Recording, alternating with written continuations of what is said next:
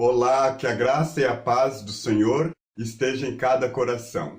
Neste vídeo eu falarei sobre os níveis de guerra espiritual. Existem milhares de pessoas numa batalha espiritual intensa contra o inimigo e eu quero falar sobre os níveis dessa guerra e como vencê-las. Mas antes de continuar, não se esqueça de clicar aqui e inscreva-se para se inscrever em meu canal e dar o seu apoio. Desde já, muito obrigado. Os níveis de guerra espiritual. Antes de falar sobre os níveis de guerra espiritual, nós precisamos entender duas questões. A primeira questão é a diferença entre provação, tribulação e tentação. E a segunda questão são as origens da religiosidade brasileira.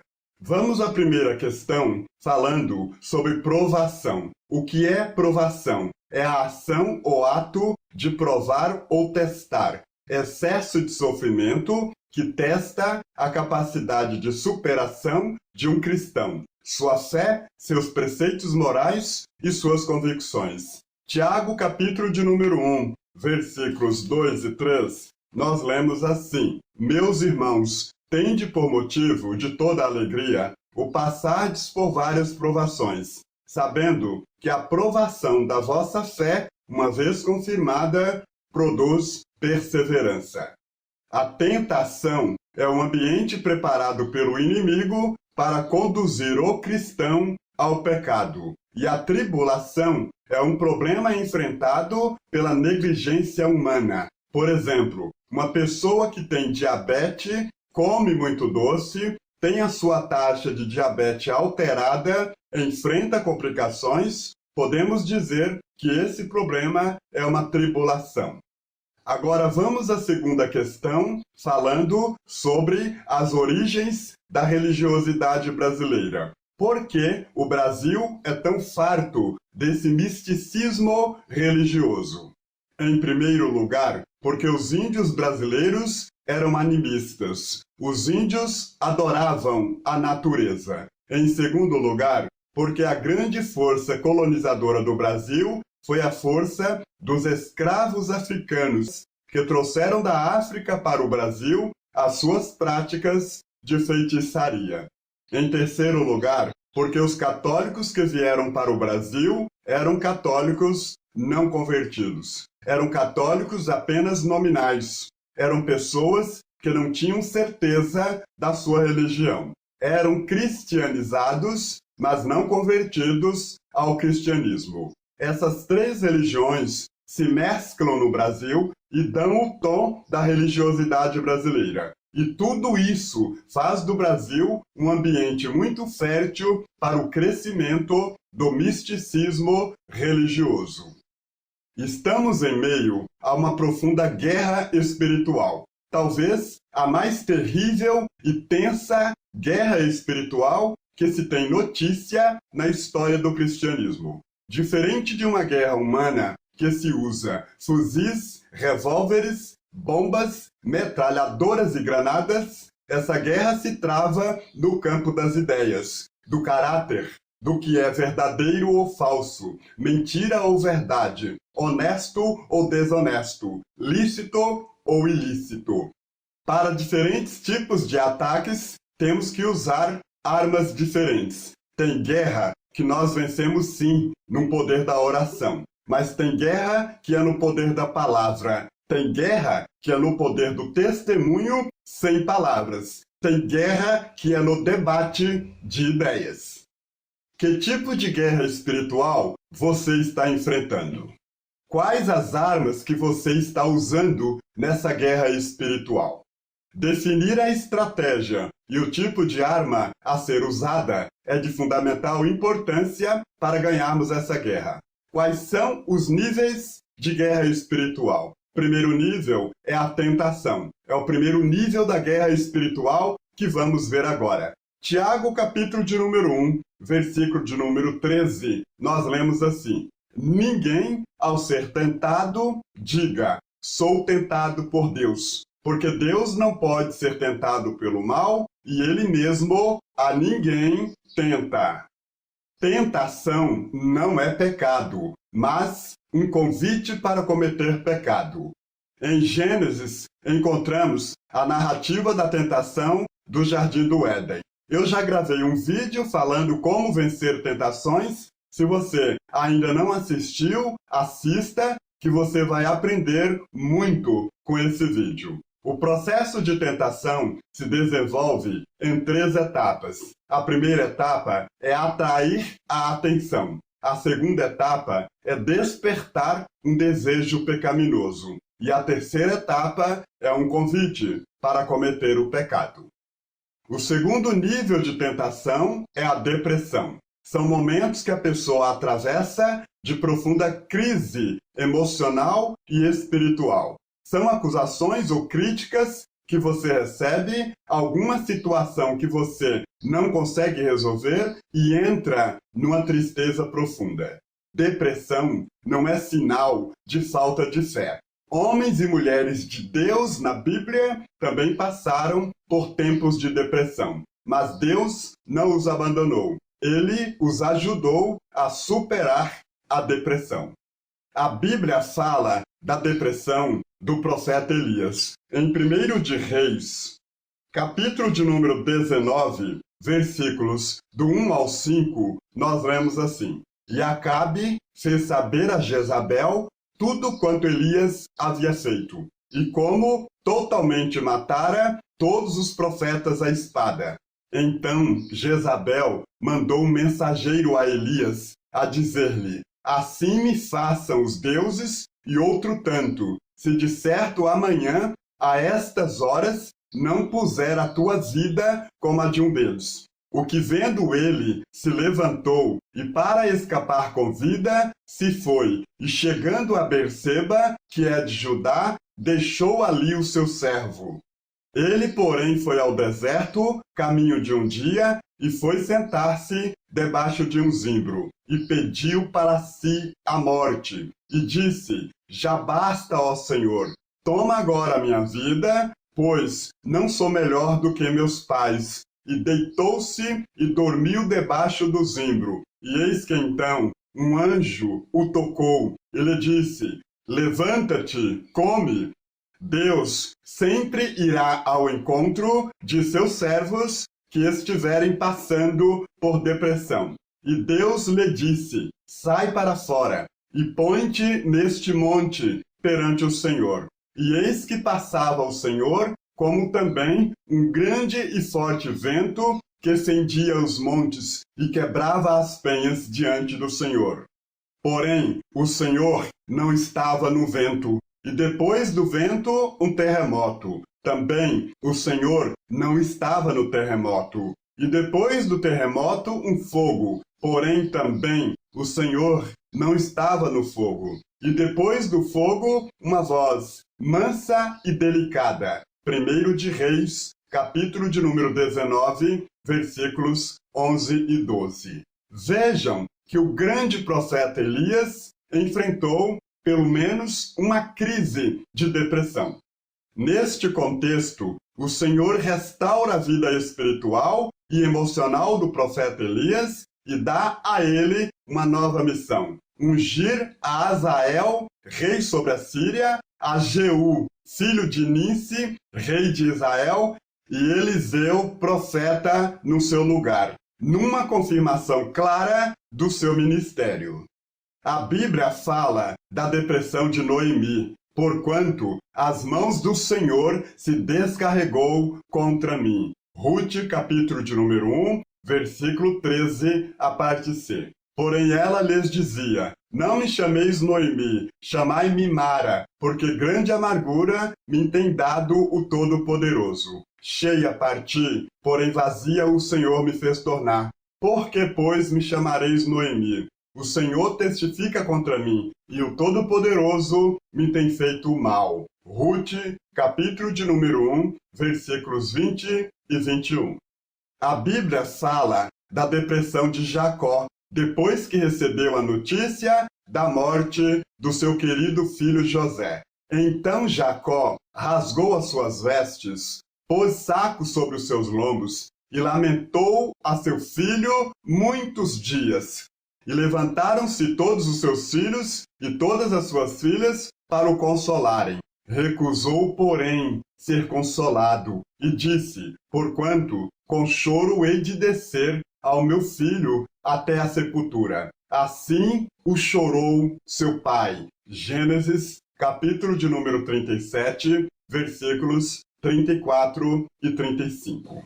Vejam que não podemos dizer que toda depressão é falta de fé ou maligna, porque homens e mulheres de Deus na Bíblia enfrentaram crises de depressão.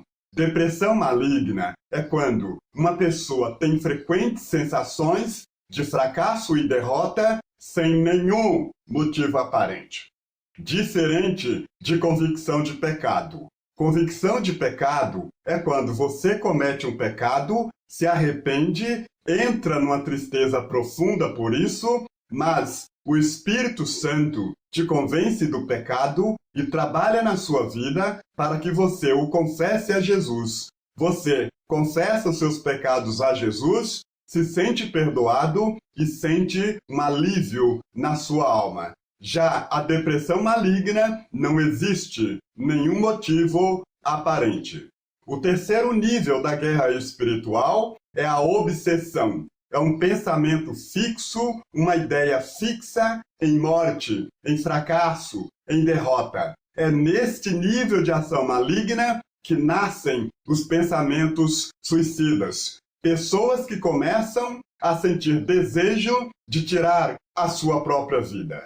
Eu posso citar Judas como exemplo. Então Judas, o que o traíra, vendo que fora condenado, trouxe arrependido as 30 moedas de prata aos príncipes dos sacerdotes e aos anciãos, dizendo: pequei, traindo o sangue inocente. Eles, porém, disseram: que nos importa? Isso é contigo. E ele, atirando para o templo as moedas de prata, retirou-se e foi-se enforcar. Mateus, capítulo de número 27, versículos 3 ao 5. Neste nível, as pessoas se isolam do mundo, se isolam da vida, se isolam de todos. O quarto nível da guerra espiritual é a opressão. É um nível de guerra espiritual mais baixo do que a obsessão. No nível da opressão, as pessoas não conseguem mais ter uma vida normal. Lucas, capítulo de número 13, versículos 10 ao 13, conta a história de uma mulher que foi liberta por Jesus, que se encontrava nesse nível de guerra espiritual. Tão intenso na vida dessa mulher que ela não conseguia andar direito. Ela andava torta, ela andava envergada. E ensinava no sábado, numa das sinagogas, e eis que estava ali uma mulher que tinha um espírito de enfermidade, havia já 18 anos, e andava curvada, e não podia, de modo algum, endireitar-se. E vendo-a Jesus, chamou-a a si e disse-lhe: mulher, está livre da tua enfermidade. E pôs as mãos sobre ela, e logo se endireitou, e glorificava a Deus. Pessoas que têm pesadelos terríveis e repetidos, dores que os médicos não conseguem explicar, sensações de perseguição, de pânico, medo, verdadeiro pavor, pode ser uma guerra espiritual no nível da opressão maligna. O quinto nível de guerra espiritual é a possessão demoníaca. É o nível mais baixo de todos. O corpo da pessoa é literalmente possuído pelo maligno, bem como suas ações, personalidade e emoções. E quando desceu para a terra, saiu-lhe ao encontro, vindo da cidade, um homem que desde muito tempo estava possesso de demônios, e não andava vestido, nem habitava em qualquer casa, mas nos sepulcros. E quando viu a Jesus, prostrou-se diante dele, exclamando e dizendo com grande voz: que tenho eu contigo, Jesus, Filho do Deus Altíssimo? Peço-te que não me atormentes, porque tinha ordenado ao espírito imundo que saísse daquele homem, pois já havia muito tempo que o arrebatava. e guardavam-no preso com grilhões e cadeias, mas quebrando as prisões, era impelido pelo demônio para os desertos. E perguntou-lhe Jesus, dizendo: Qual é o teu nome? E ele disse: Legião, porque tinha entrado nele muitos demônios, e rogavam-lhe que os não mandasse para o abismo. E andava ali pastando no monte uma vara de muitos porcos, e rogaram-lhe que lhes concedessem entrar neles, e concedeu-lhe. E tendo saído os demônios do homem, entraram nos porcos, e a manada precipitou-se de um despenhadeiro no lago e afogou-se. E aqueles que os guardavam, vendo o que acontecera, fugiram e foram anunciá-lo na cidade e nos campos. E saíram a ver o que tinha acontecido e vieram ter com Jesus. Acharam então o homem de quem havia saído os demônios, vestido e em seu juízo, assentado aos pés de Jesus, e temeram. E os que tinham visto contaram-lhes também como fora salvo aquele endemoniado. E toda a multidão da terra dos Gadarenos ao redor lhe rogou que se retirassem deles, porque estavam possuídos de grande temor. E entrando ele no barco, voltou, e aquele homem, de quem havia saído os demônios, rogou-lhe que o deixasse estar com ele. Mas Jesus o despediu, dizendo: Torna para a tua casa, e conta quão grandes coisas te fez Deus. Ele foi apregoando por toda a cidade quão grandes coisas Jesus lhe tinha feito. Lucas, capítulo de número 8, versículos 27 ao 39. Você me pergunta: Pastor Carlos, como é que nós vencemos esta guerra? Em primeiro lugar, vença essa guerra no nível da tentação. Tiago, capítulo de número 4, versículo de número 7, nós lemos assim: Sujeitai-vos, pois, a Deus e resisti ao diabo, e ele fugirá de vós. Em segundo lugar, viva na plenitude do Espírito Santo, porque quem vive na plenitude do Espírito Santo, as forças do mal não podem tocar.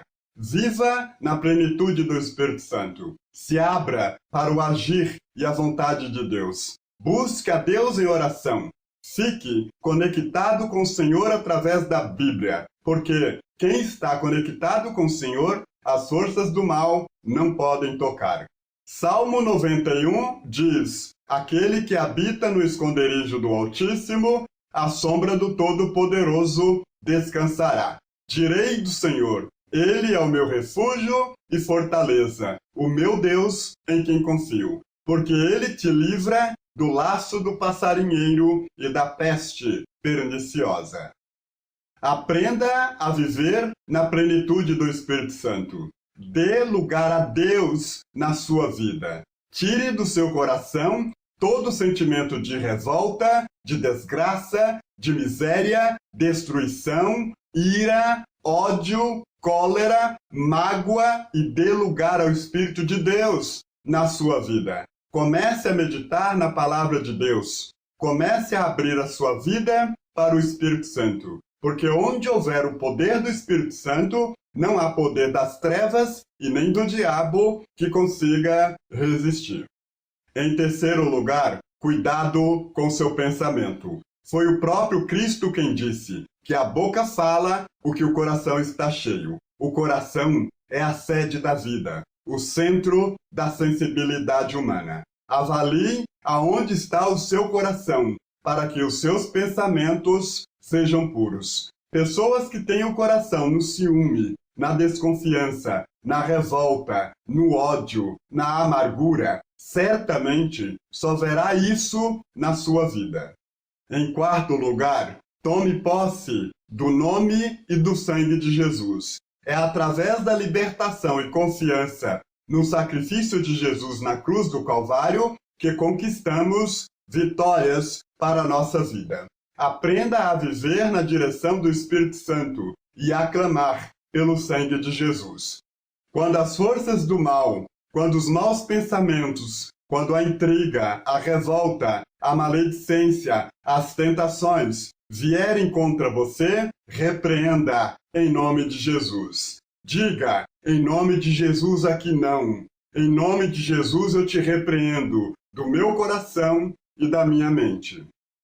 Decore versículos da Bíblia que falam de vitória. Aprenda como o Senhor Jesus derrotou o inimigo. Quando o mal vier contra você, repreenda com a palavra de Deus nos seus lábios e também no coração. Foi isso que Davi disse: escondi a tua palavra no meu coração para não pecar contra ti. Irmãos, aprendam que Jesus tem toda a autoridade sobre as forças do mal. Eu quero dizer a você que tem um projeto para ser realizado, mas está com medo. Não existe força demoníaca que possa lhe derrotar, porque nós temos o poder que está no nome do Senhor Jesus Cristo, e a obra de Jesus é completa. Confie plenamente em Jesus Cristo, o seu Senhor e o seu Salvador. Ele sempre será a realização completa em sua vida. Deus lhe dê essa vitória sempre, em nome de Jesus. Um abraço.